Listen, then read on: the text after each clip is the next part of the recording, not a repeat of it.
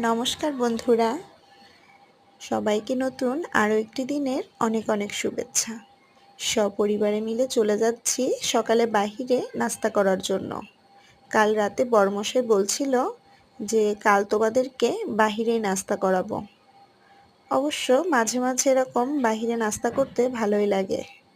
প্রতিদিন একঘেয়েমি বাড়িতে রান্না করে খেতে তেমন ভালো লাগে না। মাঝে মাঝে একটু ভিন্নতা হলে মন্দ হয় না। এই যে আমরা চলে গিয়েছিলাম বাসার পাশেই ধানসিঁড়ি রেস্টুরেন্টে। তবে রোজার মাস বলে কাস্টমার অনেক কম থাকে, ওরা তেমন একটা খাবারের আইটেম রাখে না। বিকালে ইফতারের আয়োজনটাই বেশি করছিল ওরা। তারপরও যা ছিল তাই দিয়েই সকালের নাস্তাটা করলাম। ছিল পরোটা, মুগ ডাল ফ্রাই আর সবজি, সাথে শসা আর লেবু দিয়েছিল।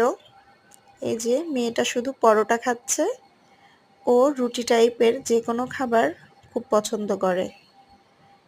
খাওয়া শেষ করে ভাবলাম দুজন মিলে একটু চা খাই।